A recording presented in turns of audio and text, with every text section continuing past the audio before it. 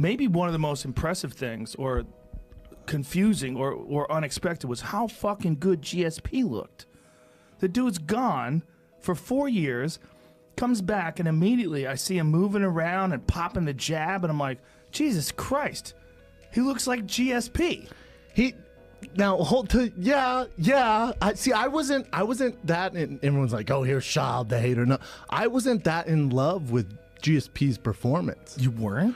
I thought he looked good. I thought he looked heavy. I didn't think he looked as, obviously he put on some pounds. He was thick. He was thick, like Three Musketeer thick. Yeah. I thought he put on some pounds, and his cardio wasn't that great. And he had cardio for days before. Yeah, he definitely was suffering a little bit because of that, and also it has to be a big factor. 4 years off, just the nerves and all that jazz. Huge factor. And the struggle to hold Bisping down. Bisping's fucking hard, and honestly, taking him down was one of the worst things that could have happened. He got cut the fuck up. Bisping didn't work down there. Yeah. And when I was worried if it went to decision, I thought Bisping's actually winning, even though GSP got him down for that portion. If hopefully the judges see that Bisping's doing the damage down there. Oh, for sure. That should count in their eyes. I agree 100%. The only time that's ever really counted, though, in a fight is Kevin Randleman versus Boss Rutan. Remember? Kevin Randleman took Boss Rutan down, but Boss Rutan was beating the shit out of him from the bottom, and Randleman didn't do anything. But a lot of people were super outraged after that decision. That was a weird one because most of the fight was spent with Boss on the bottom and Randleman on top. That's old school. I think GSP obviously looked great, passed the test. I always look what's next. I thought Bisping was super hesitant because for this reason, they trained earlier, right? They trained in 2008, and I guess 2006, so a while ago. I guess GSP just kind of mopped the floor with him, like kind of did whatever he wanted. So then I think GSP's camp and their thinking was, all right, middleweight's really not where we should be at, but Bisping's kind of easy pickings for us. We might as well go get the belt from him if we're going to do this big comeback. So I think he thought it was a good matchup, and I think because they trained prior, that wasn't normal Bisping. Bisping pushes the pace. I think he was so worried about the takedown, rightfully so. I don't think that Bisping didn't look great to me either. No, he looked very super stiff. hesitant and stiff, and he looked like Father Time was like, "Yo, man, tonight's your night." I don't think it was a Father Time thing. I think it was in the back of his mind. I mean, he was very openly admitting that GSP dominated those training sessions that they had in 2006, and he was saying, "Look, I'm much better than I was back then," which I'm sure he is, but you can only get so much better.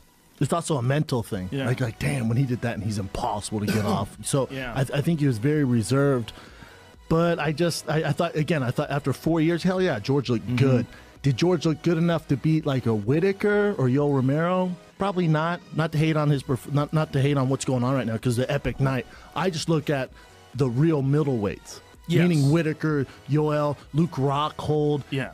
And with those cardio problems, I was like, this was a fun one.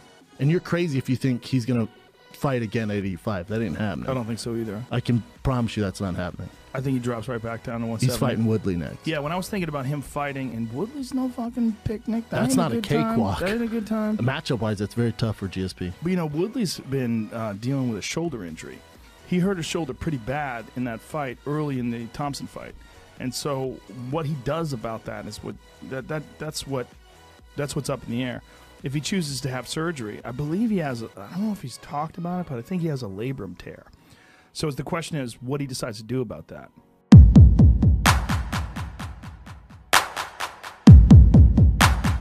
We're sitting here about 40 hours after one of the most amazing sporting events that I have called, witnessed. I mean, Ken Flo, you were in the building as well at Madison Square Garden. I mean, are you kidding me with everything this show was start to finish, dude?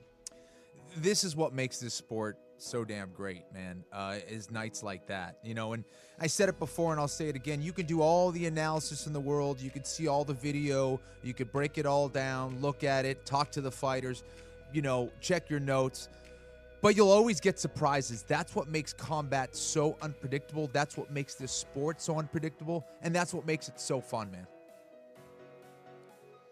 So this main event, Ken Flo, George St. Pierre, Michael Bisping, just unbelievable. I mean, big picture on the show itself, right? Like if you were with us start to finish, pass through pay-per-view.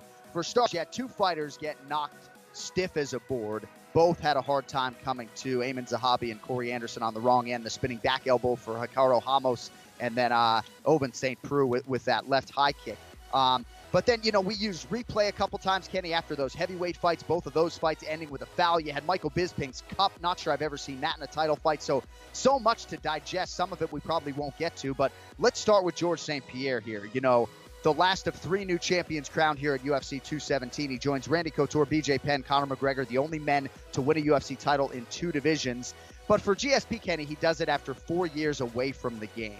And I said before the fight, far be it from me to doubt what the Michael Jordan of MMA can do on any given Saturday night, whether he's had 4 years off or otherwise. Massive night for GSP, and largely it was just great to see St. Pierre back in the octagon. Yeah, it was indeed. And, honestly, just from seeing George perform for all these years, the 4-year layoff wasn't really the issue for me in regards to what his timing was going to be like, if he was going to be sharp, just because this is a guy who always performs when the lights are on. GSP just knows how to turn it on. He's the ultimate competitor.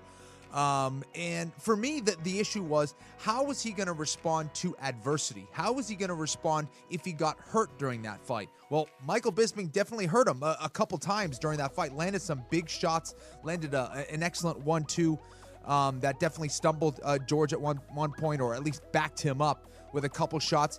And it was the George in his prime. George just responded like the warrior that he is. This was not the guy who responded by kind of, being on vacation or sitting on his couch or whatever. This George St. Pierre is a fighter through and through. He proved that. And as far as his performance, man, just it was vintage GSP with some new wrinkles. This was a GSP who attacked him on 3 different levels. Of course, with his striking. I thought the striking, the jab especially, his ability to mix things up was confusing Michael Bisping. He landed some excellent right hands on Michael, obviously stumbled him a few times during the fight, even landed a beautiful wheel kick to the forehead of Michael Bisping. That was something relatively new from George St. Pierre. And then, of course, the wrestling, which we knew was going to be a factor. This guy, I've seen him take down some of the best 205-pounders in the gym. So I really